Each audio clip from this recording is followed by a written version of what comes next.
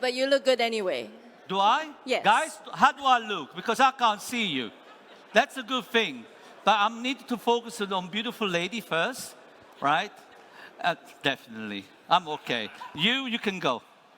There you go. That's all right. Too much hair for me, you know. Look at me, huh? Good afternoon, everyone. Welcome to BCB. Thank you, Angus, to think of me. Actually, you said that I could talk. Could I? Where are you? Ah, I can see you now. Okay. Wow. When Angus asked me to come and have a little chat to you guys, he said, Maestro, what would you like to talk about? Well, I've been in this hospitality now for a few years, so I think experience matter. I think, you know, it doesn't really matter how young you are or how old you are. It's all about to put everything in one little package, right? And talk about what we love and what we share, all right? I think today's we're going to a very strange way how we can embrace what we love.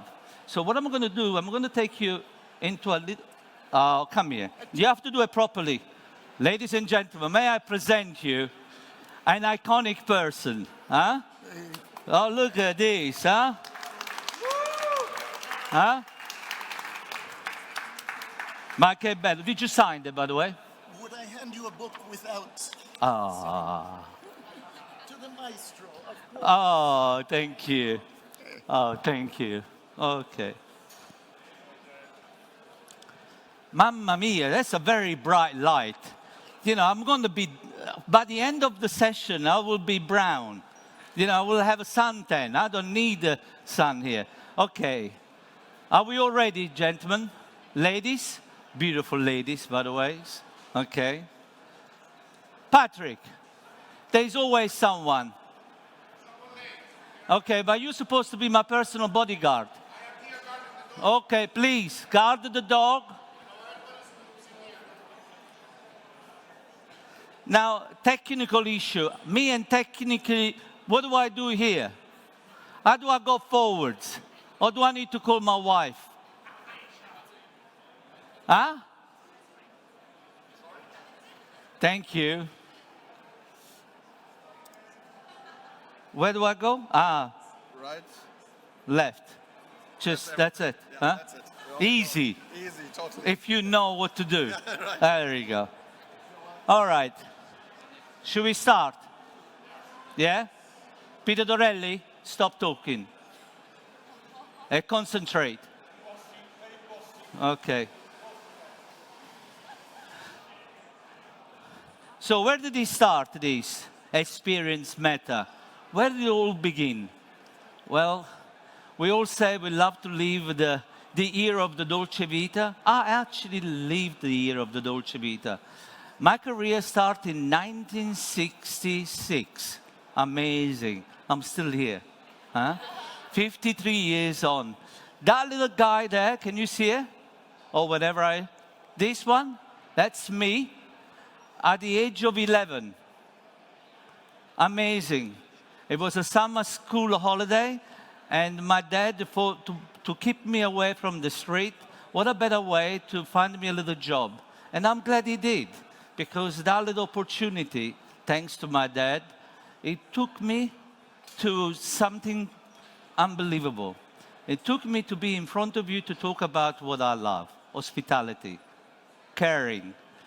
And this little person here, it taught me a lot of things. I mean, I'm a bit exciting. I was talking to Charlotte before about something that I find very interesting about where we're going from here, from onwards. You know, how far can we go? How far can we open this beautiful industry of ours?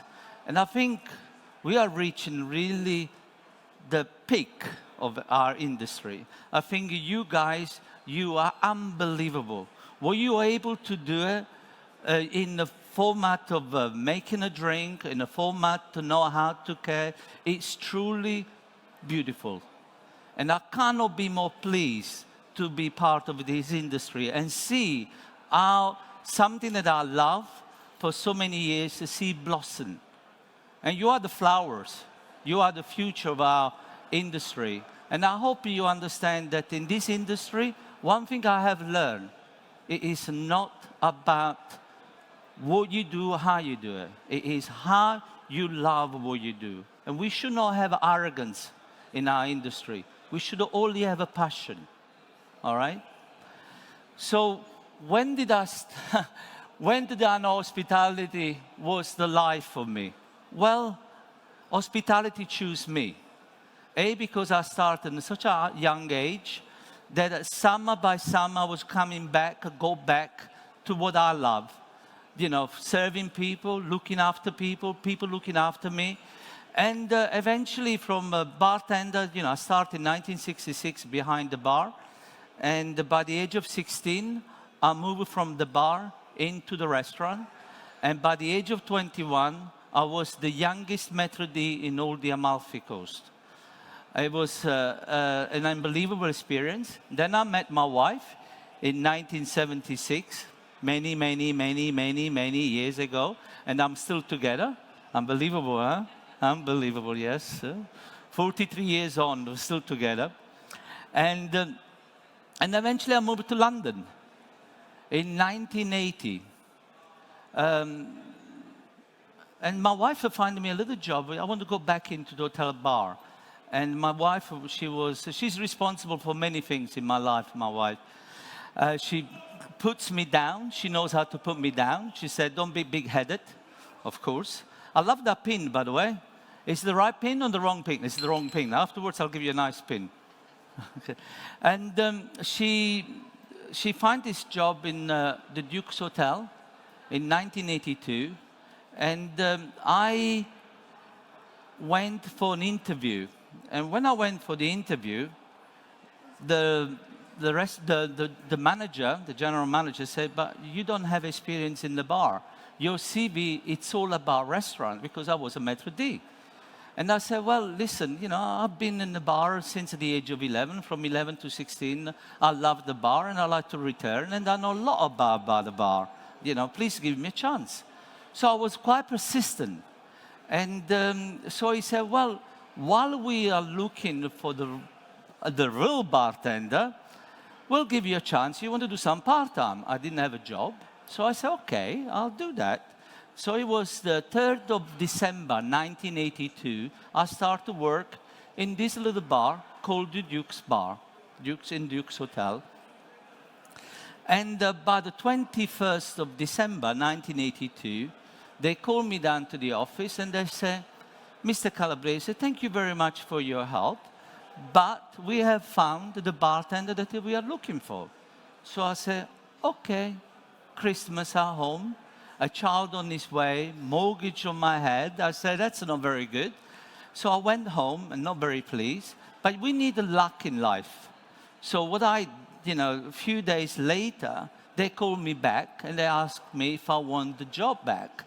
I thought, well, great, thank you. And what happened is that the bartender that they employed, he decided to make it was a very cold winter in 1982, so he decided to make a hot drink for the customer, and he borrowed the flambe from the restaurant, and he flambéed the bar and the customer. So his career went up to a smoke, and mine started with a flame. That's how it is. Sometimes we need the luck in life. And I started the Duke's, a small bar.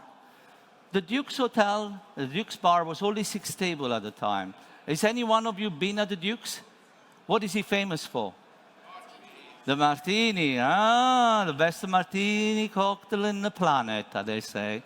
Right, but you know, what did I do at the Duke's? I started working there and I was working on commission. And I thought, well, the bar was only making an average between £400 to £500 a week. And I want to increase the revenue. Remember, guys, you must always think that you should always look after the house. Look after the house will look after you. Because we should never be bigger than the place. We should be able to create something very unique to allow people to talk about us and about the home that we are working in. And at the Dukes, again, you know, I couldn't work with quantity. So therefore, I started to think about how I can create more money. How do I make more money? So therefore, I thought, well, I can't work with quantity, so therefore, I'm going to go and look and search for quality. But have an idea and to bring it to reality is two different things altogether. So I thought, well, what can I do with this place? Dukes, very historical name. London, very historical town. I was facing a painting of Duke of Wellington, which you think about the Waterloo Battle in 1815. I had all this history around me, but one thing I was missing behind the bar, it was a little bit of liquid history. So the more I thought about it, the more I liked the idea. So I did no more, try to convince the management to help me to find a bit of history. I went with the idea of this concept to them, and they said, "You out of your mind. You know, where are you going to find this old bottle? How much is it going to cost? Are you able to sell it?" So they told me to go away. But I am a very stubborn person. Whatever I believe, I go ahead and try to do it. So I spoke to the owner. The owner loved the idea. It gave me the blessing. My very first bottle of cognac that I found, it was a bottle of High in 1914. I sold that bottle in a week, at that time at 25 pounds a shot. Imagine that little bar, from 400 to 500 pounds per week, I took it up to 10,000 pounds per table, single-handed. Not bad, huh? That's what makes the difference. Remember, it's about create a concept, creating a market reason for people to talk about you. So the bar starts to be known as the crazy guy, the Italian crazy guy who sells liquid history. And I start to have people like Mick Jagger, you know, Ronnie Woods, Bon Jovi, which I didn't even recognize who they were, Santana. They all used to come to taste something that I would never be able to do anywhere else around the world. So that concept worked. It creates a voice for the bar, an unbelievable reason to come back over and over again, and the bar started to go on the map. And then obviously I got so crazy that I started really to be focused on the subject. Remember that anything that you sell, you've got a duty. You've got a duty to know about what you're selling. And that's what I did, so much so that I wrote a book about cognac as a liquid history, which is in the British Library as a reference book, which I'm very pleased. And one thing I started to do as well, I started to play with all spirits. And I started 35 years ago, I started to do things that you today like to do. Creating old vintage cocktail with the original bottles of the era. I mean, imagine this one, for example. Doing an old-fashioned with a bourbon from 1890, when old-fashioned started to come, using an 1844 High. Imagine, that is the time when the crust started to come across, you know. So then another thing I did, what really truly put me on the map, I always say the ultimate martini, the customer satisfaction. I always say it took God 6 days to create the perfect world. Guys, it took me 5 days to create the perfect martini.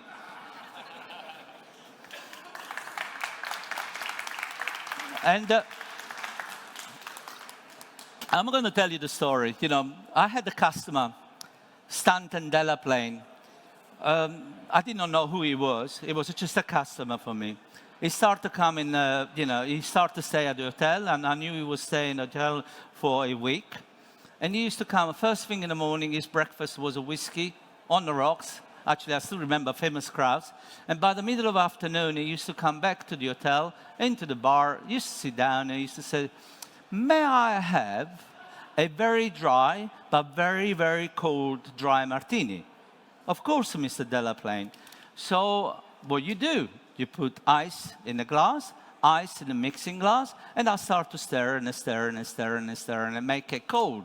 So I provide him the first drink, and he tastes it, and he said, "Yes, it's cold enough, but it's not dry enough." Okay.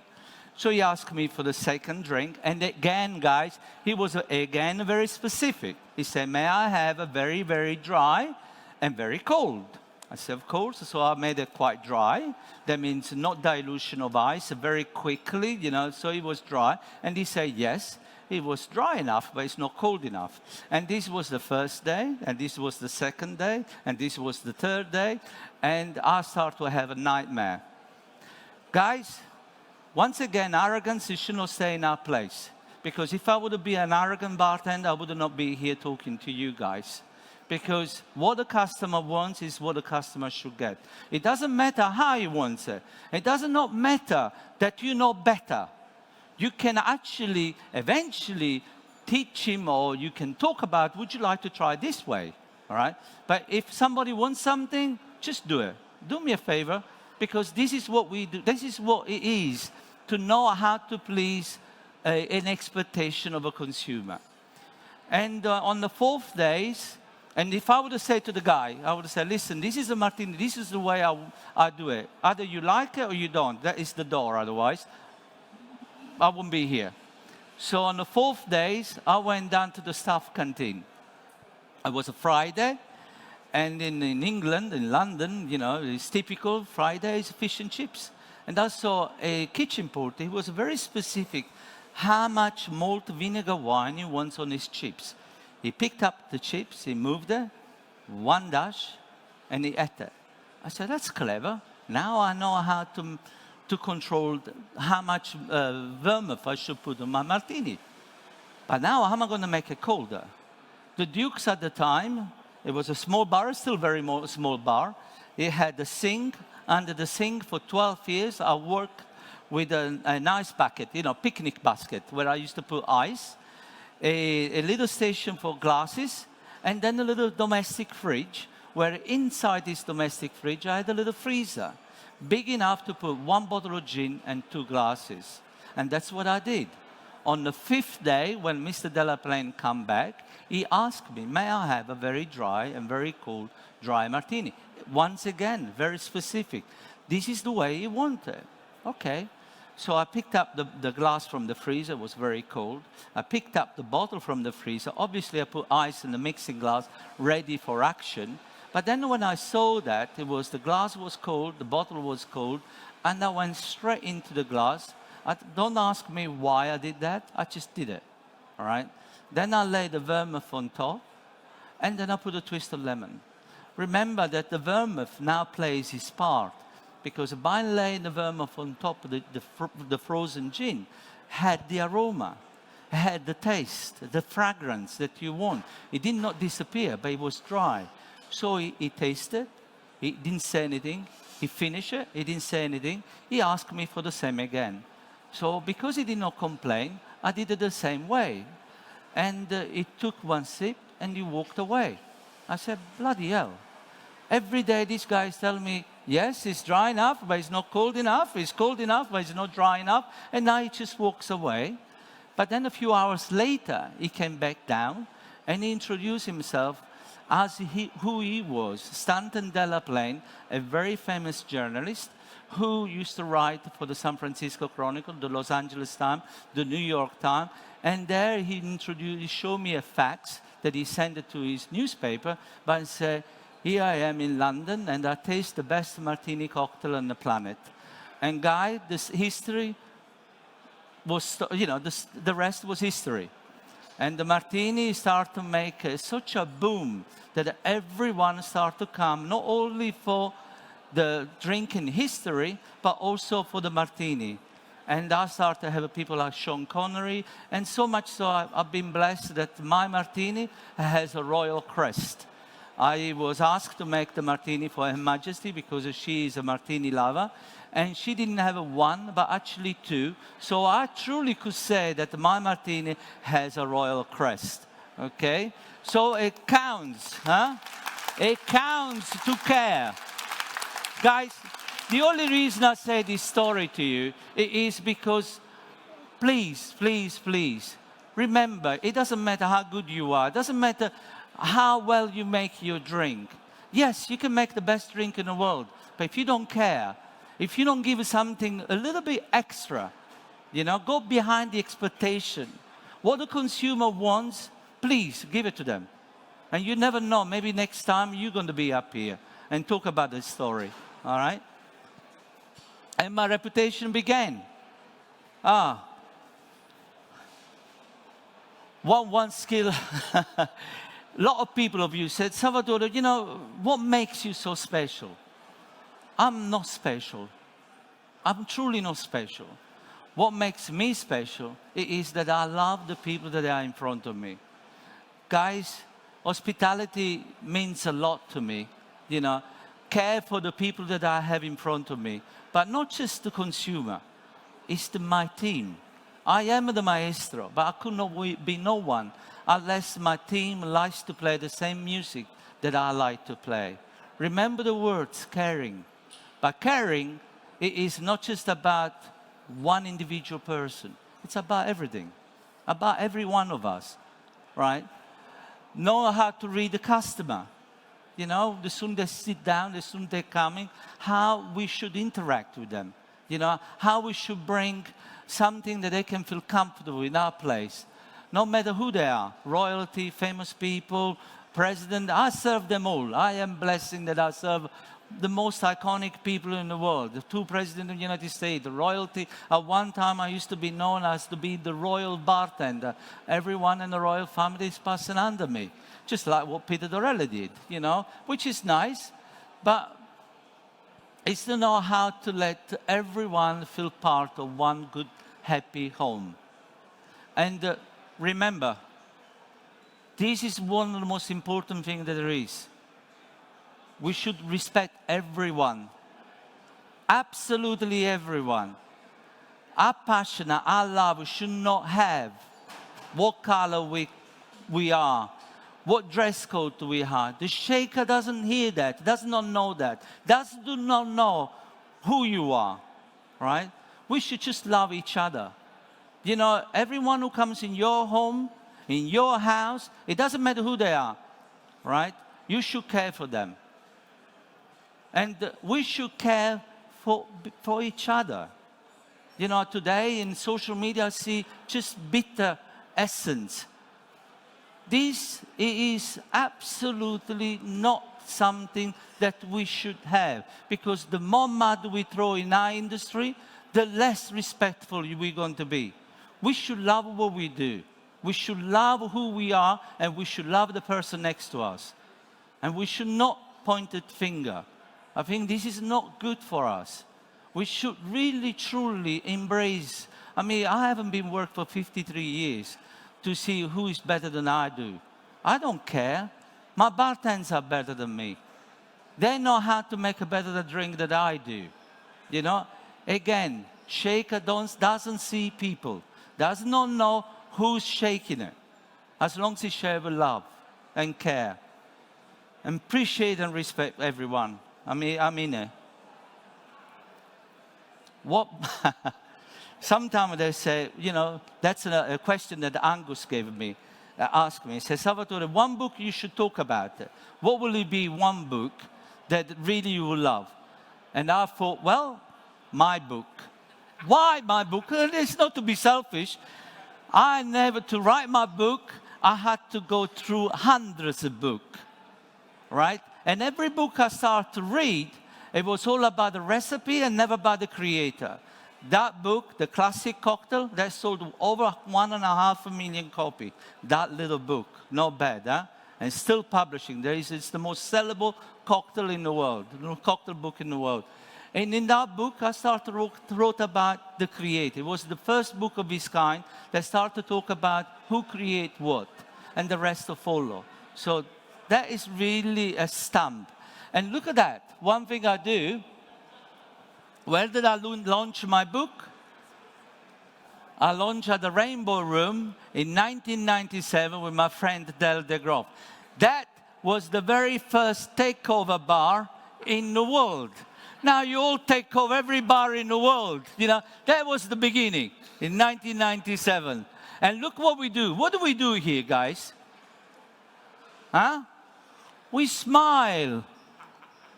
We serve and we smile. Today you are very serious. You know, you go behind the bar, you all shake, you all move your body, your back hurts, you know, you're moving more. You all looking that way, you never look this way, you know. Why? I don't understand it, but you always look at the wall and never look at the customer, you know. I mean, you know, tell me why. I mean, why, you know. I always said that your shake is your musical instrument. So as a musician, what do? Do I play this side or do I play in front of you? I play in front of you, right? So a smile a little bit more. You know, the smile brings a lot of things to people. That means it comes, you know, people see, oh, I am in a good place here. There is a soul, there is something that I like. Mamma mia. So what are you going to do from now on? You shake and you smile. Okay. My proudest moment. Well, I must say that I've done a lot of things in my life. I wrote a book, so I immortalized myself with a great book. I make the best martini cocktail in the world, a stamp, royal stamp. I create the theater of a bar, which I love. You know, but what was the most proud moment for me was maybe in 2004, I had the opportunity to open up my own bar and put my name on the bar, right? And that was one of my proudest moments. I started to think about what can I do with this bar? Remember, guys, when you open your own bar, making sure that you create an ambience for your customer and for your team. So I started to create and design my own bar, behind the bar, which I think is important because don't take a job just because you take a job. If somebody comes to you and says, you are the professional, help me. So what you should do, you should design your own bar. We should have a better bar behind the bar. We should have an ambience that we could be happy at work, something that it doesn't break our back. So, you know, chefs, usually they insist to create their own kitchen.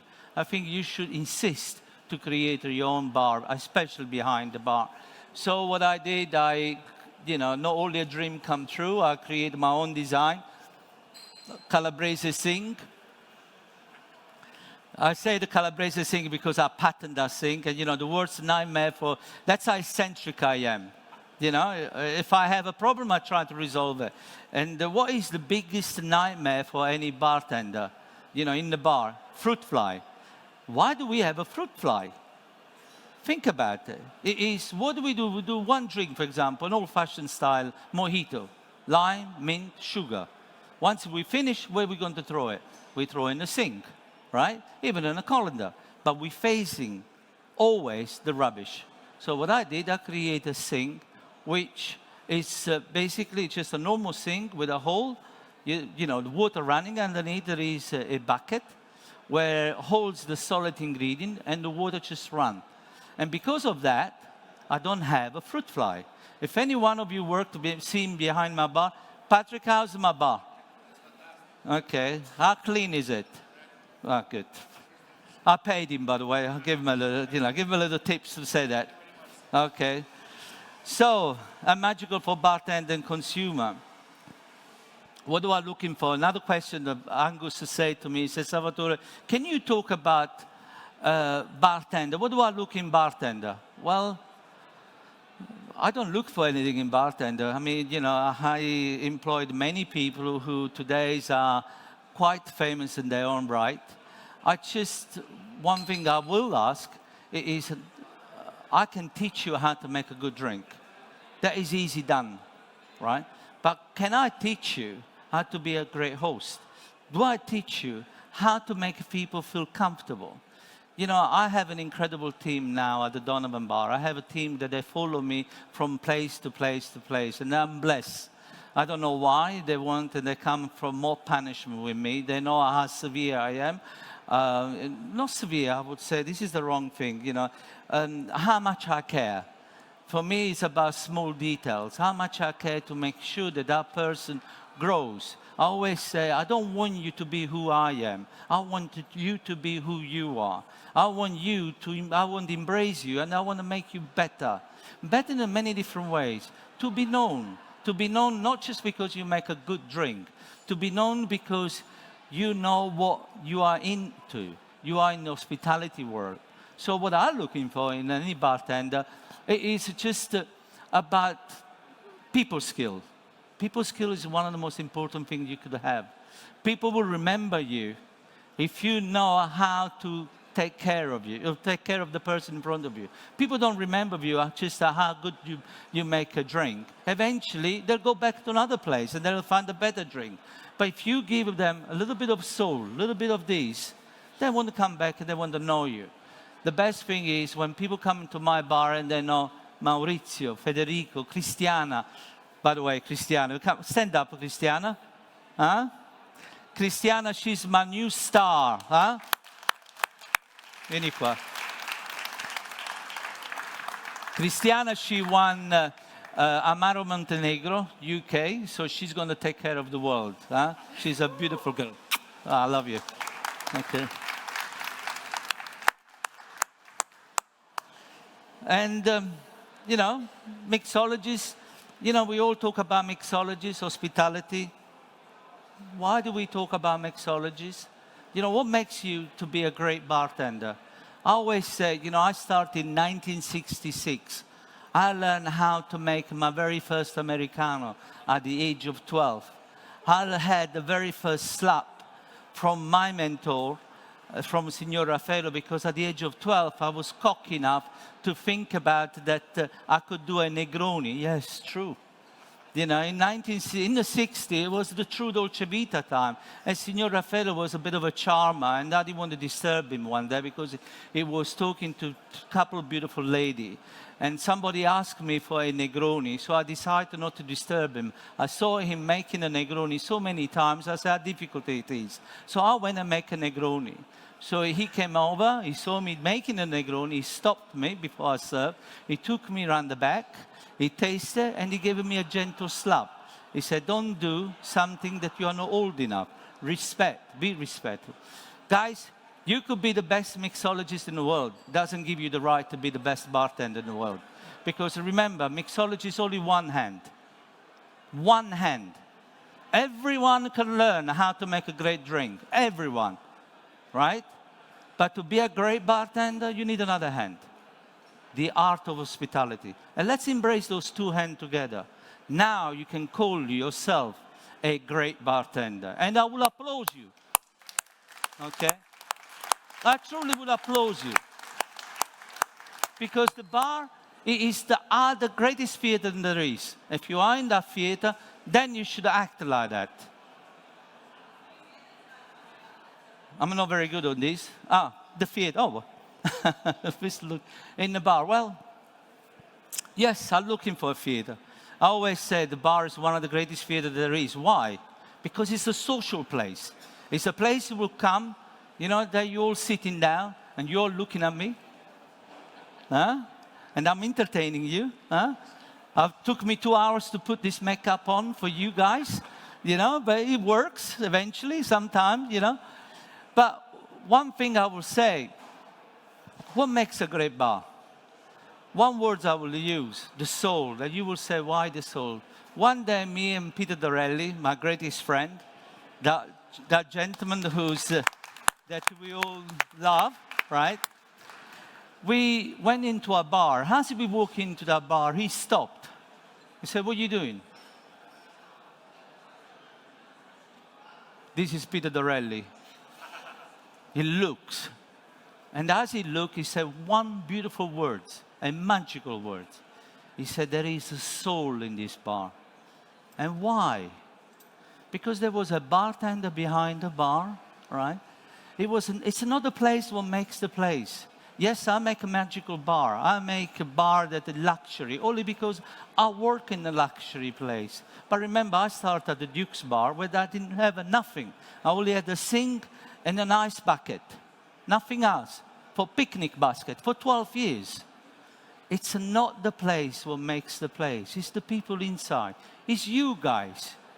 And you make that place come alive. People don't see the wall, they see you. And that's what he said. There is a soul in this place. I thought it was magical, right? He described exactly what we're all about.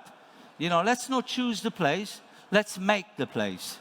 Wall is not about the wall, it's not about the ambience, it's all about you. Everything is about you, right?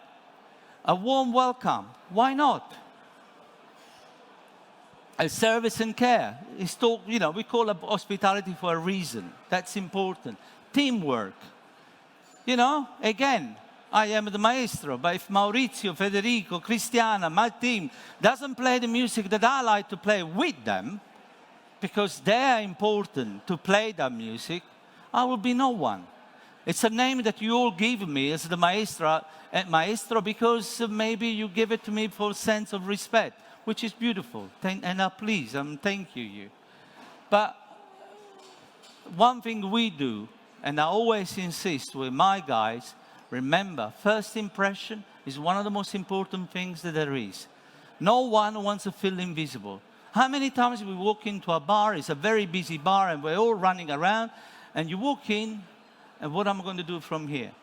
My guys know. The soon somebody walks in, my bartender know. It is not about, concentrate to know how to make the drink. They make the drink every 20 seconds, they raise their head. They look around. Eye contact. And as soon as they see somebody that in need, eye contact, I saw you. Straight away, what that person knows. He said, okay, I know that I've been taken care of that. That's what makes a place. And the last impression, when he leaves, embrace them. He said, I hope you had a good night. So first and last impression, the most important thing that people will remember. You have to help me to read this because I'm dyslexic by right. So I will try to read this. This is the kind of rules that I give to my guys to make a great team. The bar is a living, breathing organism, and we are part of his personality. Yes, we are. Yeah? Offer first-class service. Try not to be robotic. Yes, I don't want the robot. Yes, good evening, sir. Good evening, madam. Good evening. How are you? It's a force sense. It's about embracing. Yeah? Your natural charisma should be shine through. Welcome guests with a smile, eye contact. We spoke about that. And be positive attitude. Have that positive attitude. Remember the name if they're repeat customer. If they come over and over and over to your bar, try not to make it just because they want their gin and tonic. Go an effort to find out what his name is, right? Make guests feel comfortable and ensure they are at ease in their surroundings without being over familiar. Guys, remember, only because we want to be like this, it doesn't mean that somebody in front of you wants that. Yeah? Anticipate your guest's need, even before they know what they want. Read their mood, and if not in their mind. And I will tell you a funny story afterwards. Know when to be personal, but remaining professional at all times. It doesn't matter what environment are you in, right? Luxury or not luxury. Remember, the person in front of you does always want the same things that you want. Yeah? Smile and make sure it is always genuine. Try to see the bar through fresh eyes every time you come to work. My guys, when they come to work, always try to make sure that they look every details of the bar. There is something that is not right. See that bar in different eyes every day. Only because it's there every day, it doesn't mean that maybe there is something that is different. Drink should always impress people, be consistent, of course, and your knowledge is what you should be never been in question. Now, guys, one thing we do in our bar and always have done, for me, my waitress or my waiters, whoever serves the drink, even if doesn't make the drink, will know everything about that drink. It's about knowledge. Whatever you sell, you should know. In the back and the front. The bartender should have the understanding to pass that message on, right? Everyone should know about their drink, what they sell. And never say no, and always be prepared to go the extra mile. That's what I'm all about. And now I'm going to tell you a little funny story. What is the best piece of advice that I had? Okay, this is Signor Raffaello. This was my very first mentor. I learned a lot from him. Not only gave me my very first slap behind the bar because I made an incorrect Negroni, which I should have learned, but he was a real pro. In the 40 and the 50, he traveled the world. He knew how to be Mr. Hospitality. He knew how to charm the socks off of any female, and definitely I want to be who he was, because I thought he was incredible. But one thing that he told me, I'm going to tell you a little funny story. Please bear this with me. Every day, I used to go to the hotel restaurant at 6 o'clock in the morning and slice bread for over 100 people. Each slice had to be precise, right? There I started to learn how to be precise, how to be perfect in whatever I did. Then the second duty was to go down to the hotel bar, this small, tiny, little charming hotel bar where Signor Raffaello used to host. Switch on the coffee machine, clean the bar, and then by 7:30 I used to bring the coffee to the chef in the kitchen. And I used to go in the kitchen and I used to say, "Good morning, Chef Alfonso." Chef Alfonso was sitting at the far end of his kitchen waiting for his coffee. And every morning, typical chef, very typical chef, never smile. You know, he just wait for his coffee. But then one day, as I walk into the kitchen, bring him the coffee, I say, "Good morning, Chef Alfonso." And he wasn't sitting at his usual place, but he was actually cleaning a very big fish. So when he looked at me, he picked up this fish and he said, "What's so good about it?" And he threw the fish at me. Now the fish was half of the size I was. So what I did, I caught the fish and I went flat on my back facing this bloody fish. So he came over, picked his fish up, and he walked away. All morning, I started to think about, what did I do to the chef, to upset him?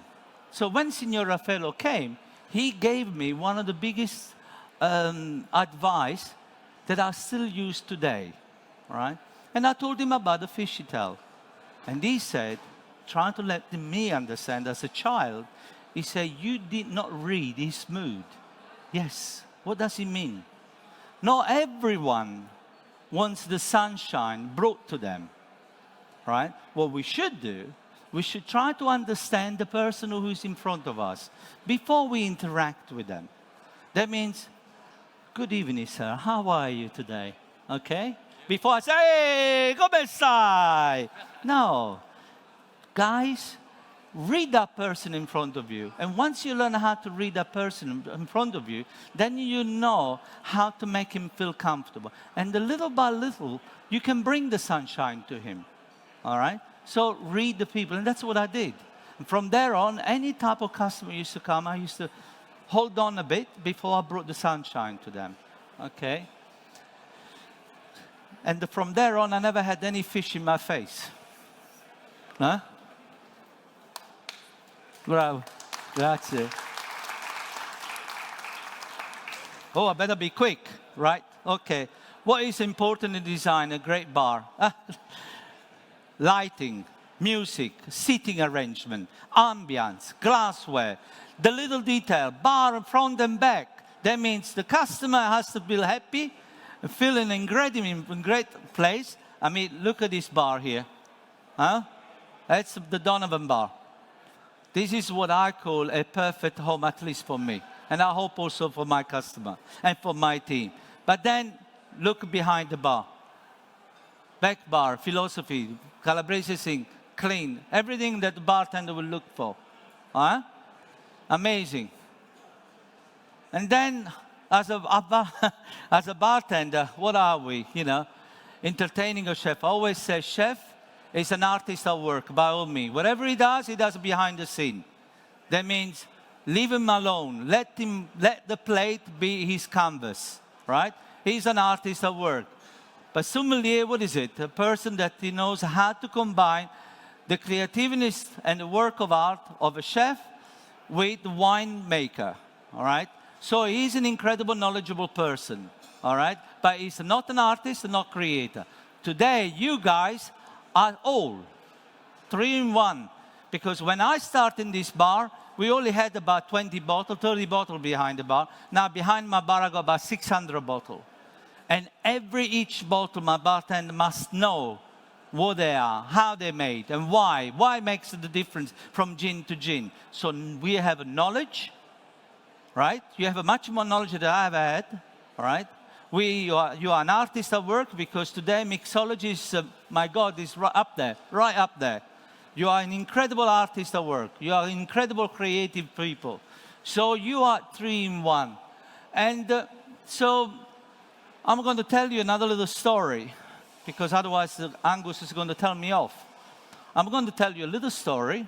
I've been fortunate enough, I serve everyone that you could imagine in my life. And I met some iconic people like Fidel Castro, Nelson Mandela, Robert De Niro, you name everyone has come through my home. But this gentleman here, do you know who he is? Stevie Wonder. What does he have that is truly unusual? He doesn't have glasses. And even his manager was confused and surprised when Stevie Wonder took his glasses off because he wanted to give me a magical picture. But I'm telling you the story the night before. He came to my bar and I created a drink called Champagne Wonder. He had a few of them through the night. He was, not to be rude, but I was happy that he could drink as much as he wanted because I knew he wasn't going to drive. So I was saving one way. So he was quite a big guy. He is a big guy.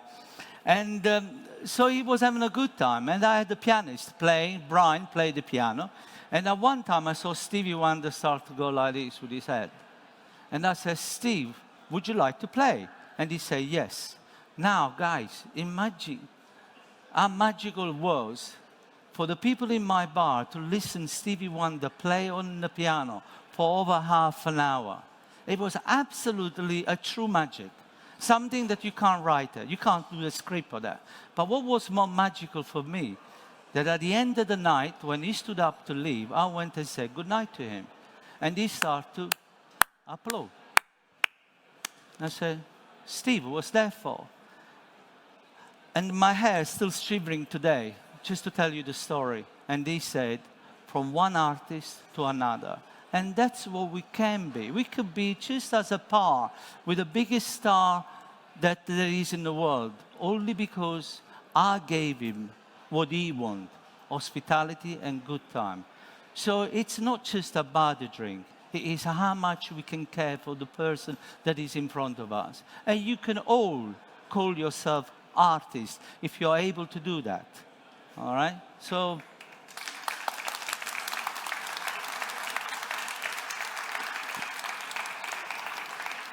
another question I was asked, how competition is important. Yes, competition are very important. Competition embrace the brotherhood of bartender. Competition are run sometimes within great idea and understanding how we can develop ourselves. And brands are real true behind us because brands understand what it means to involve you, to make you better at what we do. I mean, I always say that if we have, here we have an iconic person, Jacob, the professor, with the Bacardi legacy. I mean, imagine, guys, they invest heavily for you. And we should support them with the same enthusiastic that they do for us. Because they give us a tools to be better what we do. It's not just a competition. It is how much you can love and how much you could be. I mean, if you win a cocktail competition, it puts you in another stage. They put you in another stage. And we should embrace that. It's not just a competition. It is all the effort that they can put together, they put behind you. The love and the passion that they put behind you. And there is a reason for that, to make us better at what we do. And remember, it's not about winning. It's about participate. It's about embracing what you do. And eventually, competition, I do my own competition, Maestro Challenge. I only did it to have a bit of fun, and now I do it's my 5th year. And I love this because it brings bartender together. It brings love. It brings knowledge. It brings passion. So competition is great, but don't go in a competition because you say, I haven't won because, his drink is not better than me. No, it's nothing as such. It's about participate, right? Who do I more? Oh God, yeah. Yes, I have to put him in the picture. Why? Guys, you haven't met Peter Dorrelli when I met Peter Dorrelli. In 1983, I went and met Peter Dorrelli at the Dutch, I was saying, yeah, at the American bar. And Peter is not the person that you think he is. He's the most professional bartender in the world. He is the person that he used to, when you used to walk in through the American bar, you knew Peter Dorrelli. You knew how professional he was, how he used to host everybody, how he used to make everybody feel special. This is what I admire about, in our world. And I love the man because he, although he's pushed me down over the years, my wife always said, you should be a bit taller than what I thought you are. But it's his fault because when we walk, he holds me down. He pushes me down all the time. But Peter Dorrelli, thank you very much.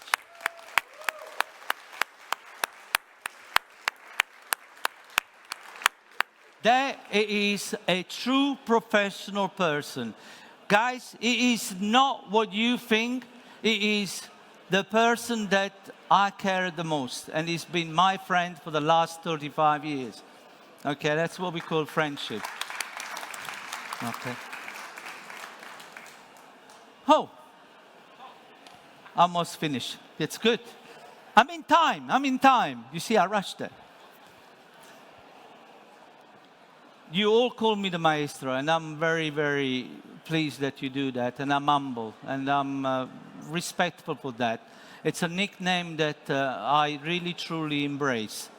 But I'd just like to say that last year, I was honored to receive a Maestro d'Arte e Mestiere, an award by the Italian government to make me master d'art of what I do.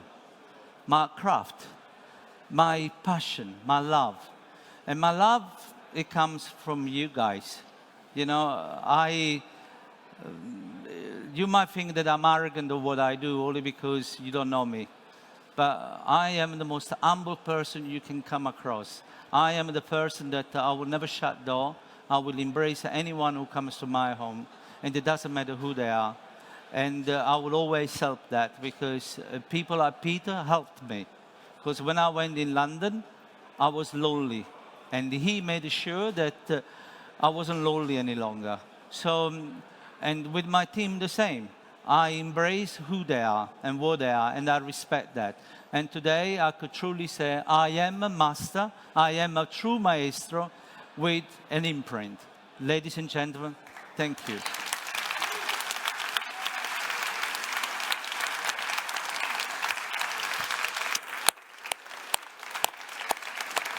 I applaud you.